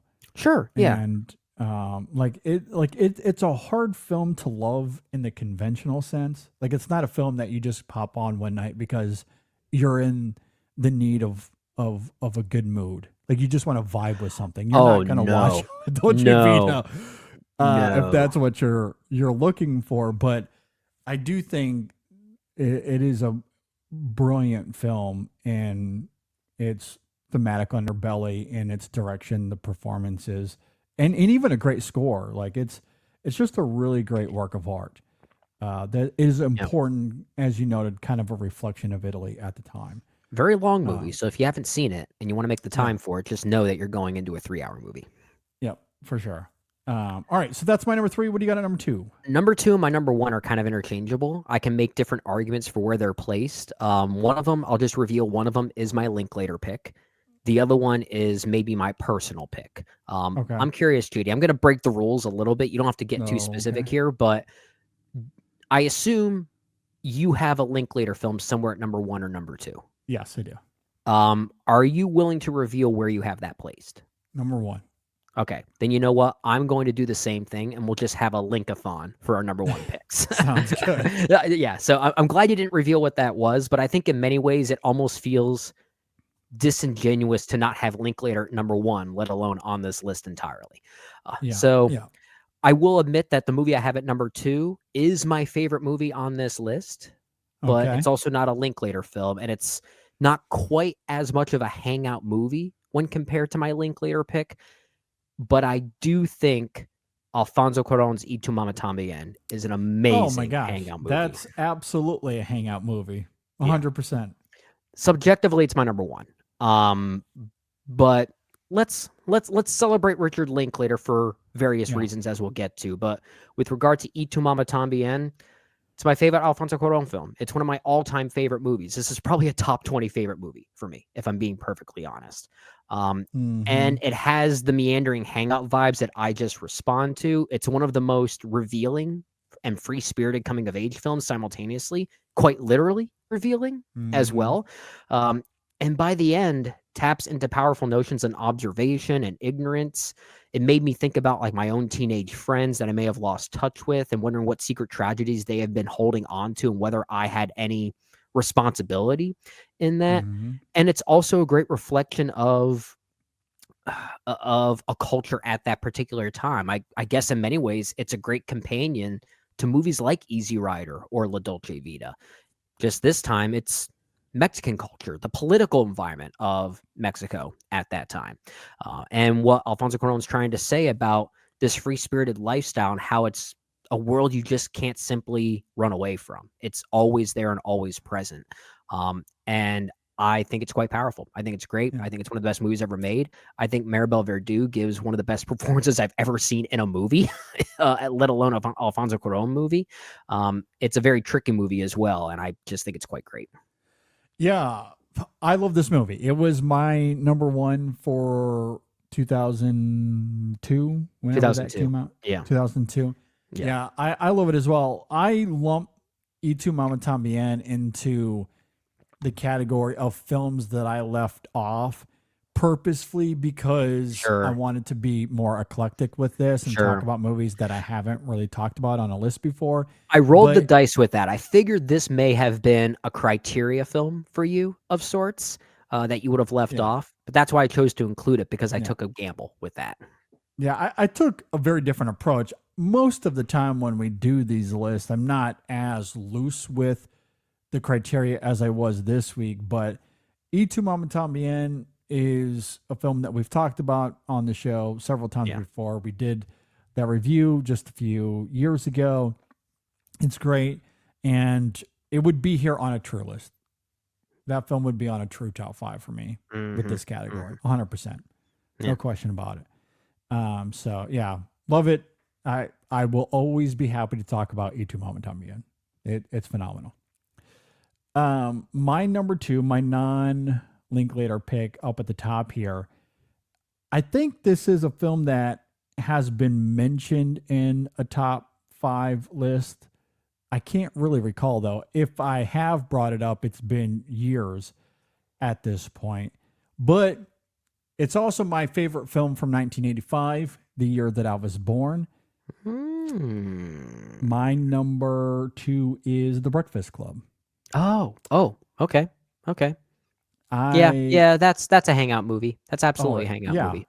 And I think what's great about it is it's a hangout movie involving a bunch of students that don't want to hang out with each other. It's a forced hangout movie. Yeah, it's a forced hangout movie. They're forced to hang out, but that is the brilliance of the film because it is about identity and social stratifications, the horror of being on the outside of popular cliques and the horror of being on the inside, and how oftentimes those identities struggle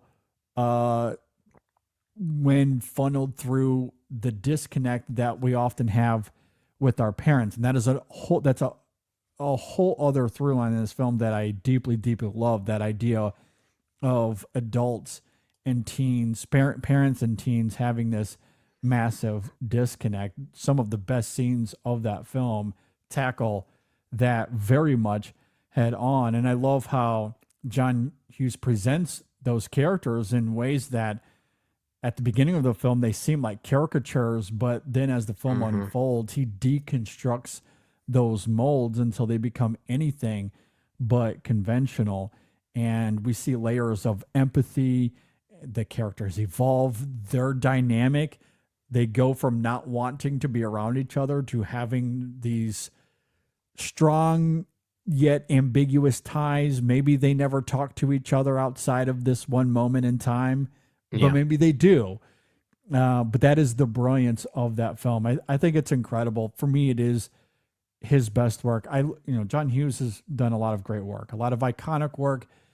I know that's up for debate, I guess, but there's something about that film that I think resonates beyond its entertainment value and its iconography and the classic scenes or the quotes that people bring up from that movie. I think that is a film that moves much beyond that superficial cinematic language. I think it's great. I think it's truly, genuinely a great work of art, full of great performances and characters that I love to just dissect. It's great, and some of my favorite scenes of that era as well. So sure. This immediately came to mind for me. It did as well. Like as I was putting this list together, especially when I was looking outside of that objective criteria. And look, I love this film so much. On a true list, this still might be here. I do think it is really, really great. I love it. My number 2. Yeah. I would probably say Planes, Trains, and Automobiles is my favorite John Hughes film. Also very but good. Yeah. I would also, in a way, agree with what you're saying, that's perhaps maybe a more diverting film, a more accessible film when compared to something like The Breakfast Club.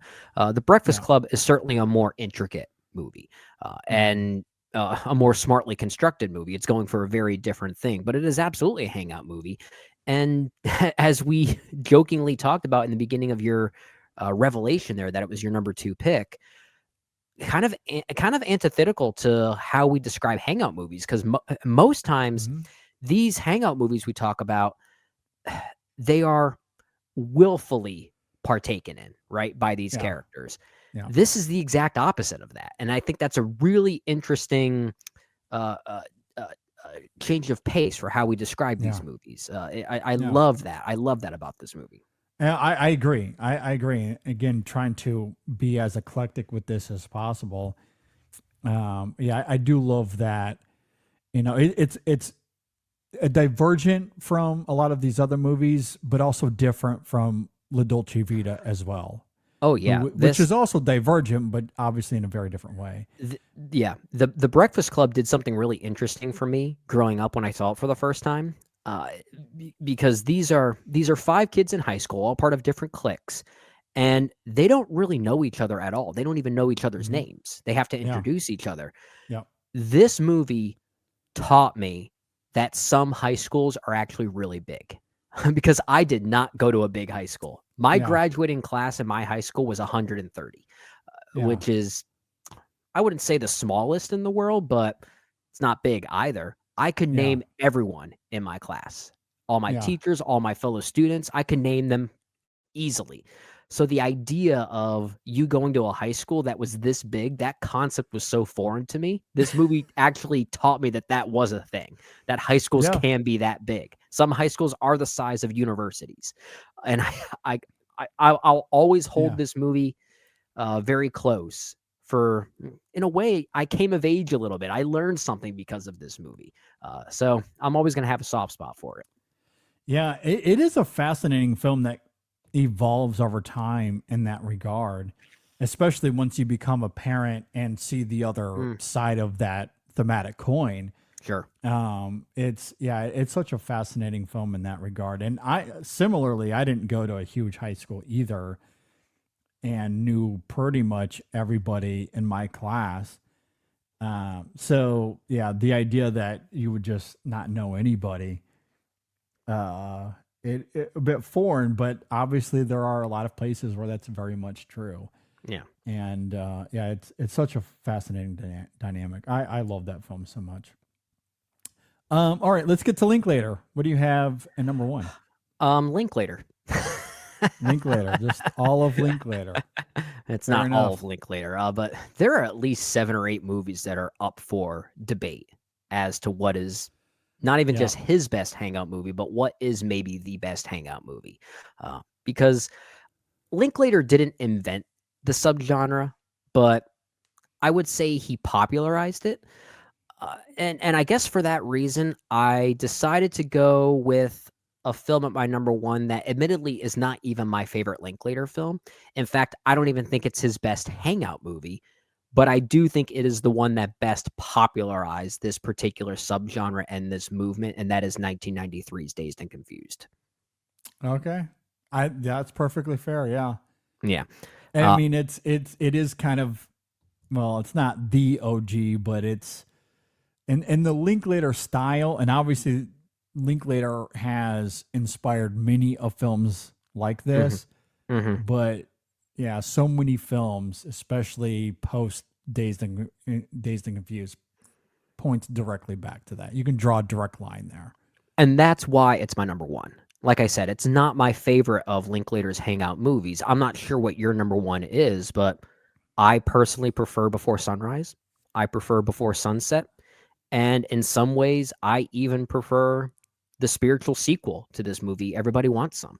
All of which are Hangout movies. Heck, even Boyhood is technically a Hangout movie as well. Just a lengthy, all-encompassing, life-affirming version of what a Hangout movie could be. Yep. So I feel like I can argue for that one as well. But for the basis, or at least for the purposes of this exercise, I wanted to look at what was maybe the film that really kind of invented the popularization of this subgenre.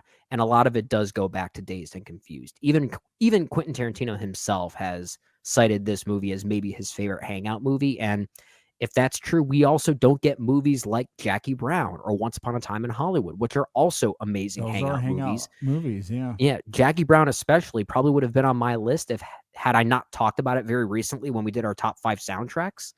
So I purposely left it off, but would probably be number one for me alongside Y Tu Mama Tambien. But Dazed and Confused, I think, is kind of the OG for a lot of those reasons. To your point, you could trace every Hangout movie afterwards back to this. I think there are a lot of similar narrative flows and aesthetic choices. The way that these characters interact and how the conversations in the characters themselves are so important, and how they're so much more important than the actual plot machinations of what's actually happening, which really is nothing. Like that was kind of invented here in a way. And I also like how it emphasizes the multiple cliques of high school. It's kind of like it's kind of like The Breakfast Club in that way as well. So it felt right to go with this one.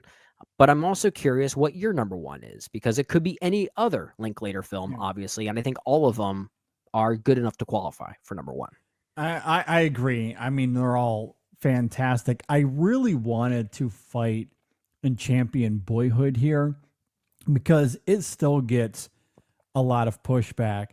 But to me, the Hangout quality of it is why it's brilliant. Yeah. It's not because of the gimmick or the structure of the film. What I love about the film is that it isn't about the big moments of our lives. And you would think that the experimentation of the film would take advantage of some sort of narrative where it would be more all-encompassing in terms of its storytelling, and it's not. It really isn't. I mean, that film is about what happens the day after the birthday party, the day after you graduate. It's those small moments, and that to me is what's most profound. It's something I carry in my everyday life all the time. Very few films have had the tangible impact in my daily life than what Boyhood did. Completely recircuited how I perceive my day-to-day, especially post being a father. Yeah. And I wanted to talk about it here for those reasons. And I guess I just did, so I kind of cheated. But I mean, we've already technically revealed that our number one picks are Linklater. Yeah. I could replace Dazed and Confused with any one of his other Hangout movies, and I wouldn't lose sleep at night. I agree. As much as I wanted to go with Boyhood, though, and I admire Dazed and Confused, I think your reasonings there are more than valid. But nothing beats Jesse and Celine. Nothing. Okay, beats but Jesse which one are you going with for number one? Jesse and Celine. I'm going with Jesse and Celine. Okay, is this the cheat that you're talking about? No, this isn't the cheat, but I don't know, post the trip and getting away with that, I thought maybe I could try to get away with it a second time. I mean, all three of them are Hangout movies. They are. Kind of. I would say you can actually rank the hangoutiness of these three movies. Some of them are more hangouty than the others. I would say Before Midnight is probably the least hangouty of the three, just given the domestic conflict that arises at the end. But I mean, it still qualifies as a Hangout movie nonetheless. I agree. The first two are way more conventional hangouty.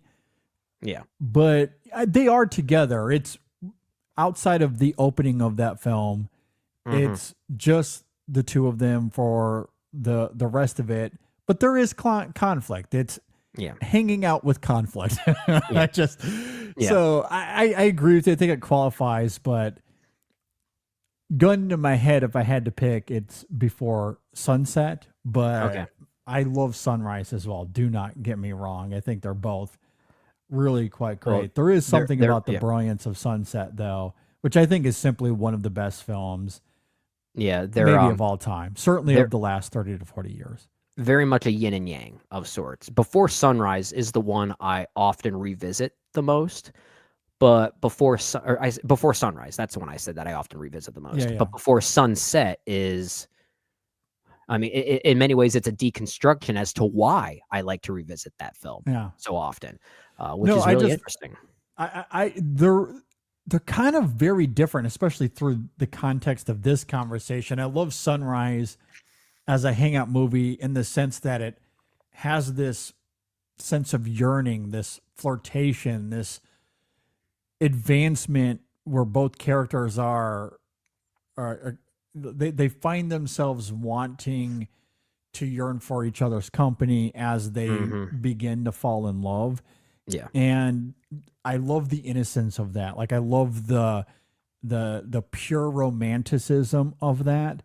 Sure. What I love about Sunset is it's much more prickly and much more adult in tone and in content. That's not to degrade Sunrise at all. It's just very different because obviously they're at very different parts of their lives. They've had new experiences.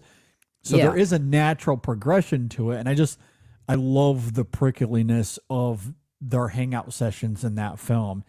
And it just makes for some of the best filmmaking we've ever seen, as simple as it is. Yeah, and that's incredible. That's why I call Before Sunset sort of a deconstruction as to why I like to revisit Before Sunrise the most of these movies. Because it is the most innocent and free-spirited in a way. But as you get older, you watch that movie and you can enjoy it for a very different reason, as more of a nostalgia trip in a way, what it was like to behave and experience life as a 20-something. Whereas Before Sunset is sort of a look back on maybe the arrogance of what it was like to be a 20-something individual and how that bleeds into your life now and how you've come to understand a new perspective on life. And that's what makes both those movies together are great. And Before Midnight is also a great addition to that. But I especially love the yin and yang of Sunrise and Sunset. What a great pairing. Fantastic. And it's why it's one of the best trilogies of all time. Maybe the best trilogy, certainly arguably the best trilogy, and why if anyone wanted to cheat here and just simply said Jesse and Celine is my number one, I would never push back against that. I totally understand it. And I kind of did that in my honorable mentions, honestly. So I didn't really select one or the other. Yeah, that's perfectly fair. I mean, in a lot of ways, they do belong together. So, Jesse and Celine, my number one. My Linklater pick here for Hangout Movies. Obviously, we could be here all day, but any other notable honorable mentions you want to toss out there? Well, let me ask you this, JD. We seriously considered doing this list again, right? Or we were talking about maybe doing this list again in some other way. Should we hold off on honorable mentions just so we don't reveal those cards too early? We could, especially if we ever did a true list. Yeah. Although on a true list, some of the films that were brought up in this conversation would be there, and films that we've talked about quite a few different times would probably show up.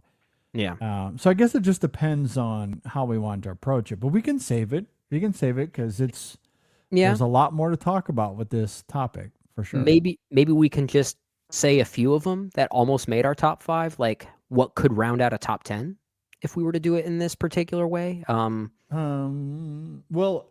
again, I want to be careful because if we're saving some of the heavier films for down the road, or I can give away the heavier films now and, again, keep them off the list whenever we get to this again. Okay, how about this? Here's a fun way to go about it. Do you have any off-the-wall picks in your honorable mentions that are just like no one would think of that one as a Hangout movie until you say it? That's a good question. The off-the-wall. I have a few. At least I think they're kind of off the wall. I don't know how many of these are off the wall.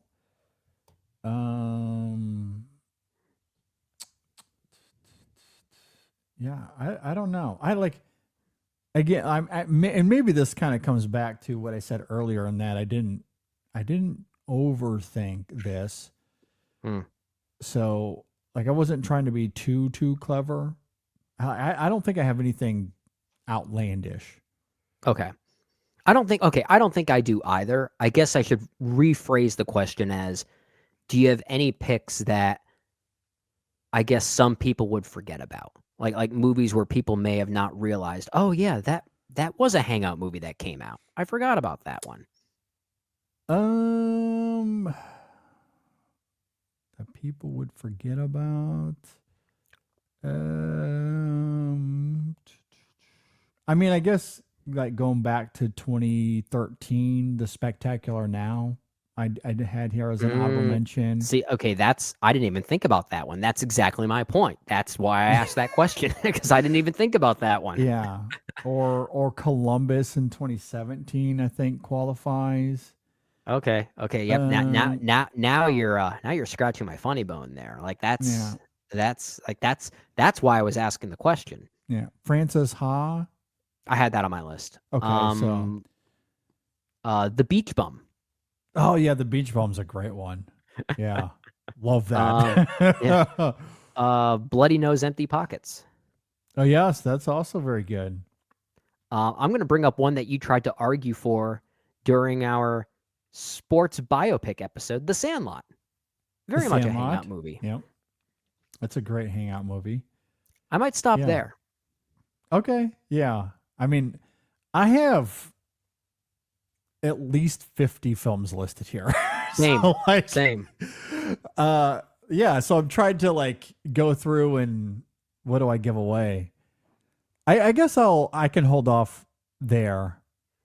Did we just come up with an idea for an actual podcast? I mean, maybe there's so many this movie really could be a podcast. Yeah. There are so many movie podcasts out there that are finding very particular and specific avenues. We could just make a whole movie podcast that only talks about Hangout movies. Yeah. If anyone starts the Hangout Movie Podcast, I want to be a guest. let me know. What would you 'Cause call that? What would be the name of that podcast? Hanged and Confused. Yeah, that's what you call that one. Actually, yeah, Dazed and Confused. That's a very perfect name for that podcast. I think so as well. So there it is. It's trademarked. No one else can steal it. It's ours. All right. I think we'll go ahead and wind down there. Let us know what you think of our picks. Obviously, this is a list we're going to revisit, so there'll be plenty more to talk about. But for the meantime, leave a comment below. Let us know what you think, if you agree or disagree with our list at all.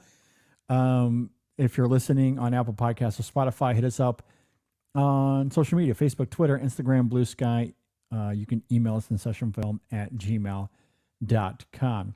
Mm-hmm. All right. We do have a couple of reviews this week. We already have them out by the time this episode goes live. They both should be out.